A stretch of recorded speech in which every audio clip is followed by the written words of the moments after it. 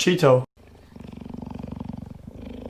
Get unlimited access to over 25,000 classes for free for 2 months by signing up at skl.sh/HAI23. Hello and welcome back to Highly Ambiguous Inquiries. So what's the fastest man-made object ever?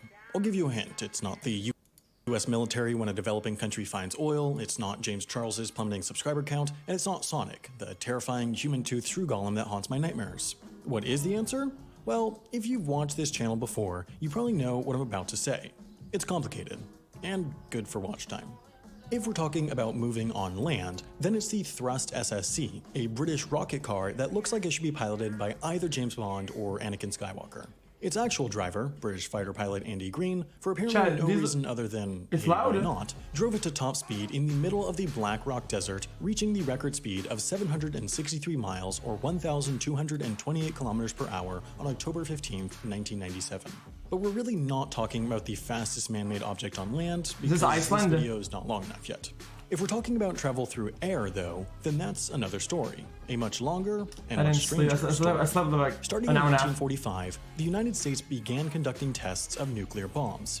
At first, most of them were above ground, but in the late 50s, people started to think blowing up air isn't satisfying enough, and maybe this radiation thing isn't too good for us, and so they moved the big boom tests underground.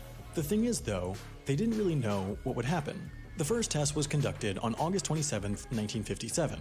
They dug a long cylindrical hole into the ground, put a bomb in it, put a 2-ton concrete plug on top of it, which was covered by a 4-inch thick steel manhole cover. That's it? As one does, they went ahead and set off the bomb. To their surprise, the concrete plug was vaporized instantly, turning it into a mass of superheated gas that expanded and essentially made the entire hole into a gigantic gun barrel. When the gas hit the manhole cover, bam! It was blown off the ground instantly, shot into the sky, and disappeared out of sight. Now, normally we just shrug our shoulders, satisfied with the continued mystery of how fast the manhole cover went, and get back to the inconsequential nuking of the ground, but luckily, this time there was a high-speed camera on site that caught a glimpse of the manhole cover. The camera shot at 1 frame per millisecond, or 1,000 frames per second, and it only caught the manhole cover in a single frame, which allowed them to calculate, using math stuff, a lower bound for the manhole cover's speed. By looking at where the manhole cover was in the frame, and then calculating the distance between there and the bottom of the frame, we find the shortest... I think we've seen a video about this before. Guys, I got this. I got this. Here's why it's not that good. Sometimes you can shoot up to 10K, 20K frames a second, but the problem is that it's about the shutter speed.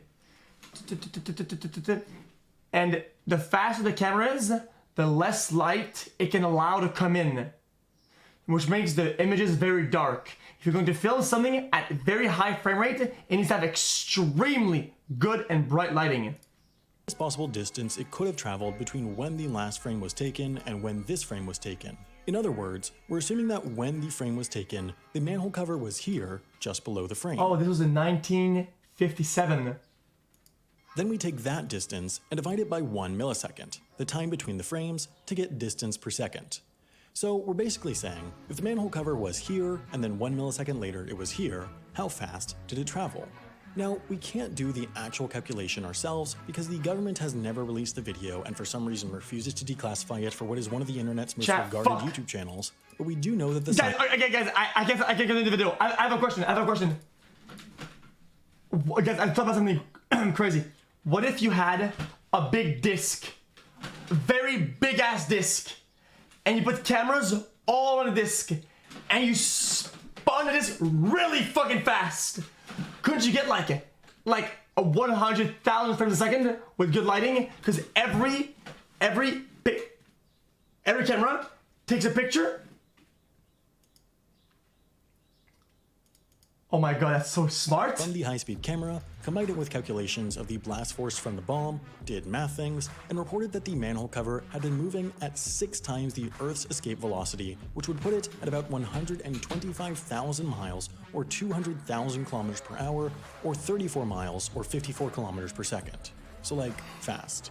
There is disagreement as to whether or not the manhole cover made it into space. Some say that it would have burned up on its way out of the atmosphere, while others say that it may have been moving so fast that it wouldn't have had time to burn up.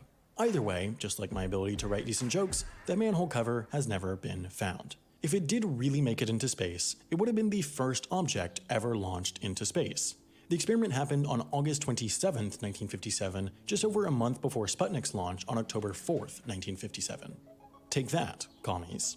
As of today, it seems that no other object has managed to come even close to the manhole cover speed while still in the Earth's atmosphere. If we count space travel though, then the manhole cover has met its match. Although the manhole cover would have been moving over 4 times faster than the fastest manned space vehicle, its record for fastest man-made object was surpassed in the 1970s by NASA's Helios probe, and then again in 2016 by the Juno probe. The Helios 2 probe became the fastest ever man-made object in space in 1976. The probe, designed to study the Sun, was in an elliptical orbit around the Sun. Because it followed the conservation of angular momentum, its speed increased as it got closer to the Sun, and it eventually topped out at 157,000 miles per hour. That's really then, fast. just recently, in 2016, the Juno space probe broke that record when it was sucked in by Jupiter's gravitational pull, reaching 165,000 miles per hour. It was actually moving so fast that it had to hit the brakes so that it could enter Jupiter's orbit instead of flying right past it, but it's also important cool. to note that both of those probes only reach those speeds by using the gravity of the Sun or another planet, which kind of feels like cheating. I mean, if I was allowed to use the Sun's gravity to pull me, I maybe wouldn't have come in last place at my 7th grade track meet.